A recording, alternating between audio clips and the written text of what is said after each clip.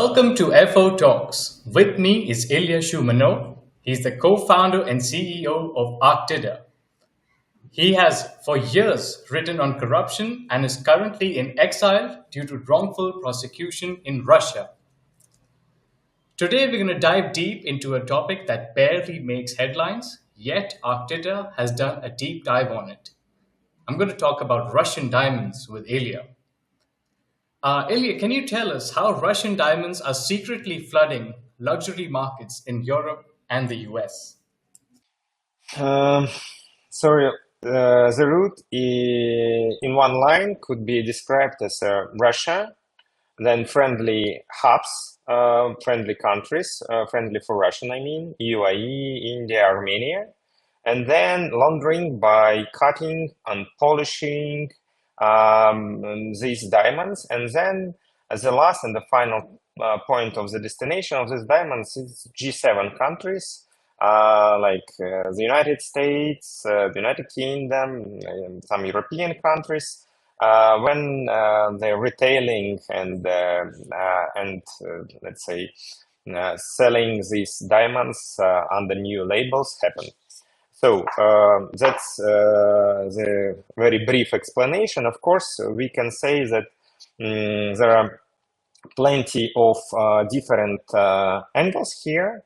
First of all, we are seeing that there is a big loophole, legal loophole.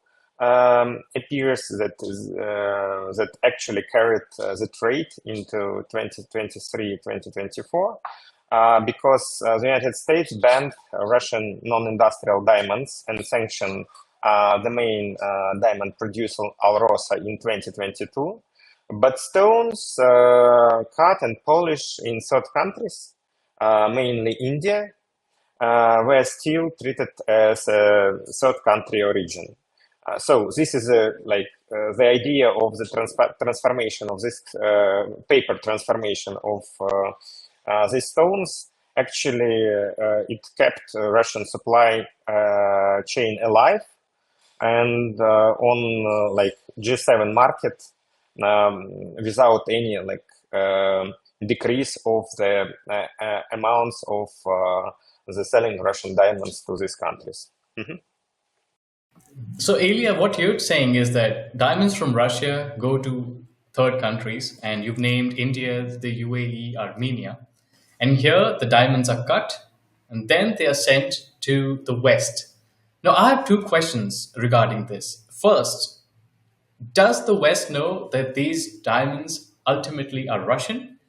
And second, who is really profiting from this trade? Is it Russia? Is it the middle countries? Or is it the West? So I will try to answer on your question in several sentences. So and start from the last question.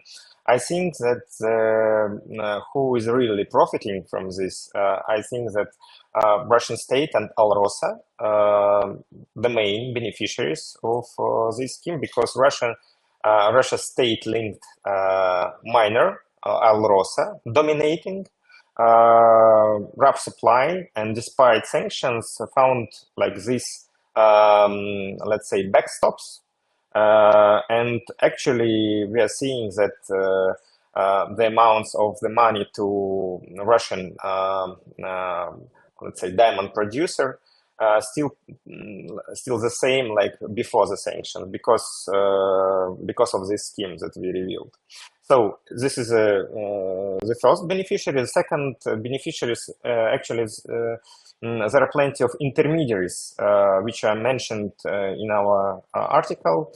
This is intermediaries like itself and trading hubs like Dubai, for example, traders who actually captured margin from discounted Russian rough and re-export, and then, for example, Armenian brokers that appeared from the, I think, firstly, we haven't seen these Armenian brokers previously, and now we are seeing that they are actually monetized cutting certificates and logistic, and of course Indian cutting houses that earned fees polishing stones, then later re-entered to the G7 market.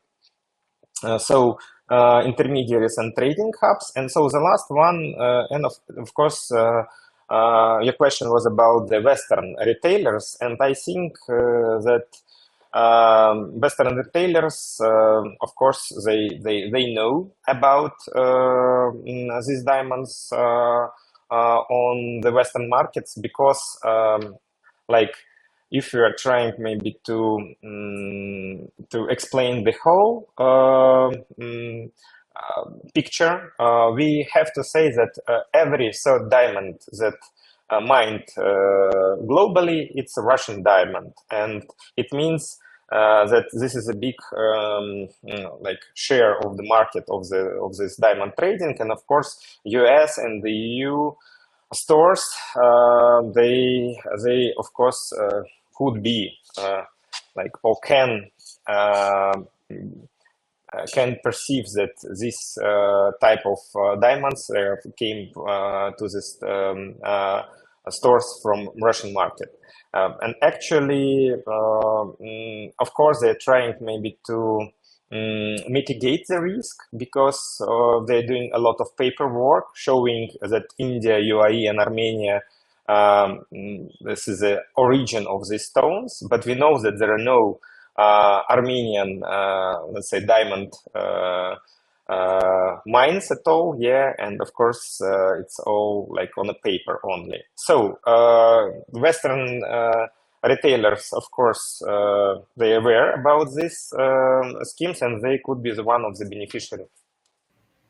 Can you tell us more about Armenia? I mean, I'm sitting in India, and India has had a diamond and jewelry industry, a thriving one, that too, for years.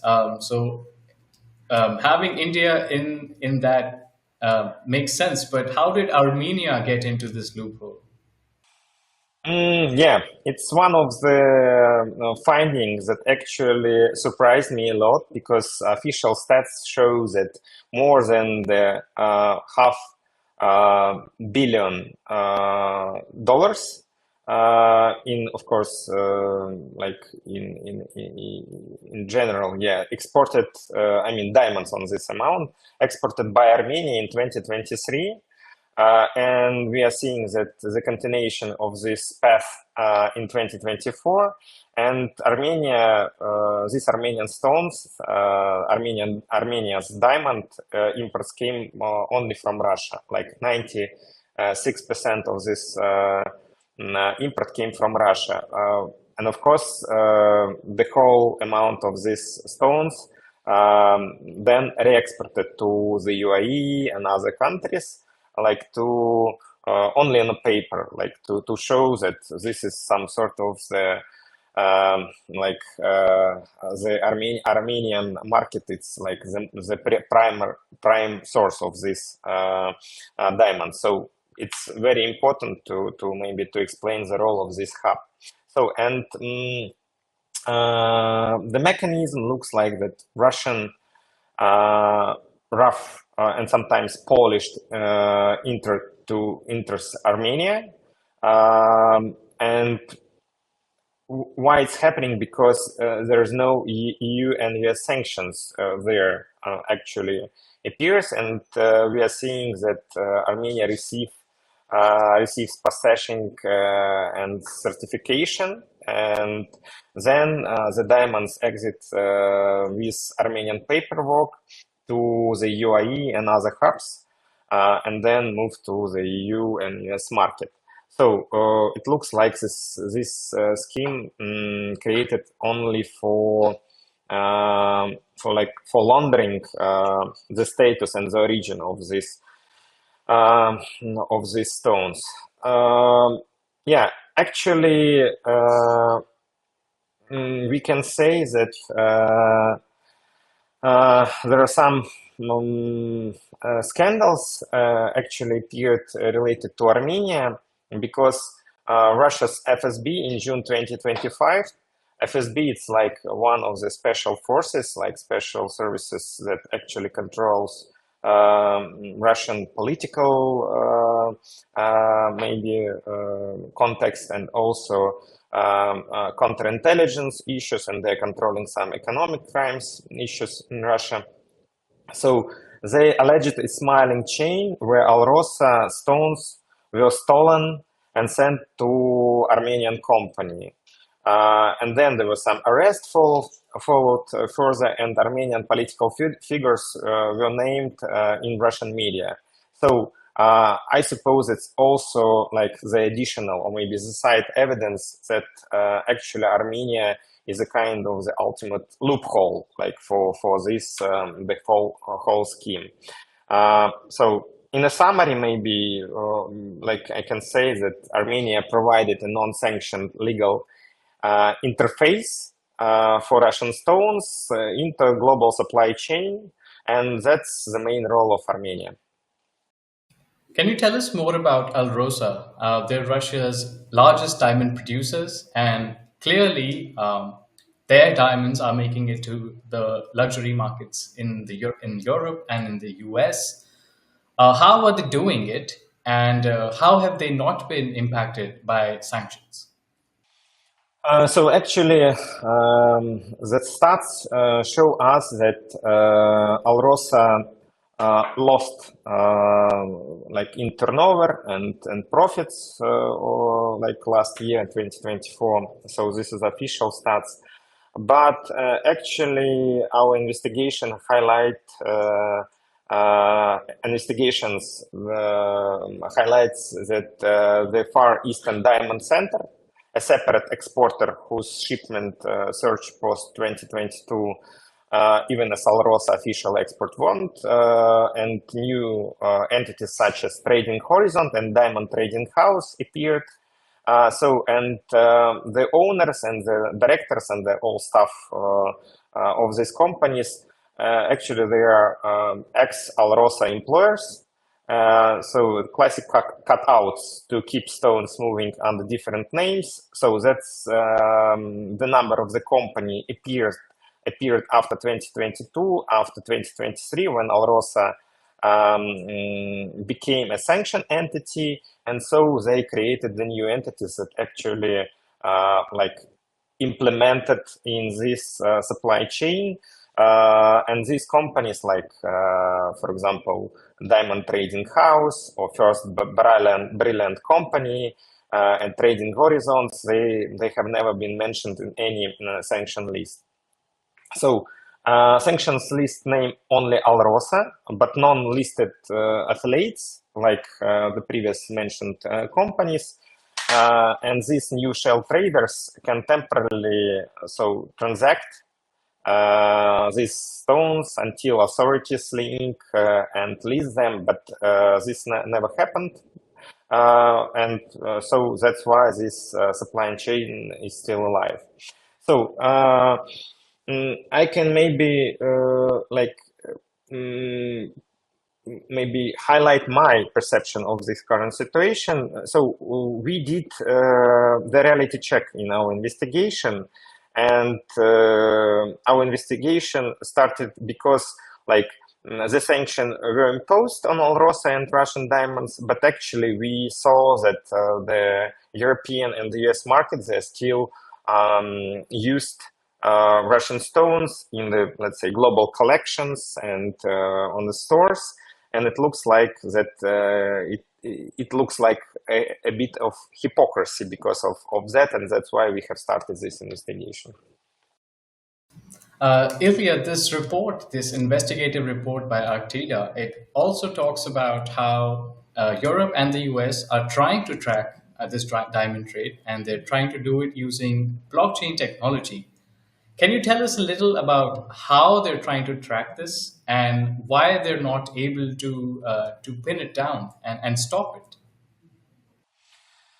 It's a very complicated question, but actually we tried to answer on this question in our investigation. Belgium and the G7 countries, they built a traceability spine, let's call it. Like Antwerp, RAF, import node checks, like they created the blockchain-based certification for stones more than 1 carat. And this is a kind of the silver bullet for the global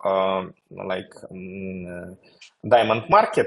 but actually this blockchain based certification is not actually implemented, and we are seeing that it's very formal now. But there are plenty of licenses that issued by, for example, US authorities, like it was yesterday. The United States, the OFAC, this is like one of the department of the Minister of Finance of the United States. They issued a license that give an opportunity to trade Russian diamonds on the global markets if these diamonds were sold before the March 2024, for example. Yeah, so, and it looks like this, the whole blockchain certification was like Russian Alrosa and Indian traders. They can say that they bought these stones before 2024, and that's it. So we can say that actually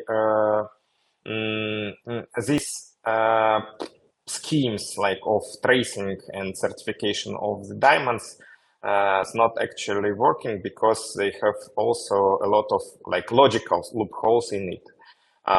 Yeah, that's the main like it's not a sabotage, but it's about the let's say capacity and maybe political friction here. Like yeah, the whole system of this certification and tracing works where maybe banks and maybe some Antwerpen trade houses could be like that this like stakeholders could let's say use and comply with this regulation and with these standards, but actually this doesn't happen. The Arctida report has just told us about Russia's diamonds, and the world already knows about Russian oil. So basically, it looks like the same playbook. It goes from Russia to India, in the case of both diamonds and oil, and then it's refined, refurbished, and then sent to the West. Do you think Russia has found a way to basically defeat all those heavy sanctions that have been placed on them by the Western nations? Mm, yeah, generally yes, because we are seeing that Russian diamonds are still like included in this supply chain. They laundered the region, and still some re-export of this diamond is happening now. So, but the problem is that we are seeing that the friendly for Russia countries like India, UAE, maybe sometimes like Armenia, like it's one of the CIS region countries, they became a hub, and it's impossible maybe to push this country to comply with sanction with US and even maybe G7 and the United States sanction, because they could be like these countries, these friendly countries could be the one of the beneficiaries of these schemes. They're like as we're seeing, they got a lot of money, they got a lot of profits because of these schemes. And actually this is very, very let's say narrow, let's call market, because we can say that it's like hundreds of kilograms of these diamonds. It's easy to maybe to deliver this. There is no very let's say complicated type of operations, and like the only work that these let's say hubs actually did, they clean and maybe rebuild the origin of these stones, and that's it. So, and regarding to the Western stores and regarding to the efficiency of the sanctions, of course, we can say that there are plenty of ways how to buy Russian stones. on the Western markets, but the only one things change that there will be no identification as Russian stones or Yakutian stones, and that could be maybe one of the answers of your question. And or the buyers of the stones, they can say, yes, this is the Russian stones, but they actually were bought before 2024, and that's why we have the legal way how to sell this like diamonds in our stores. Right, Ilya, I think talking to you, everyone realizes that Russia has found multiple ways to bypass the sanctions. And I really want to thank you for this insightful conversation and for giving Fair Observer the time. And I would like to urge our viewers to check out Arctida and the investigative journalism that they do. And we're going to link their recent article on Russian diamonds basically escaping Western sanctions in the description box. Thank you so much, Ilya, for your time. Thank you, Rohan. See you. Join the conversation at Fair Observer and subscribe to our YouTube channel.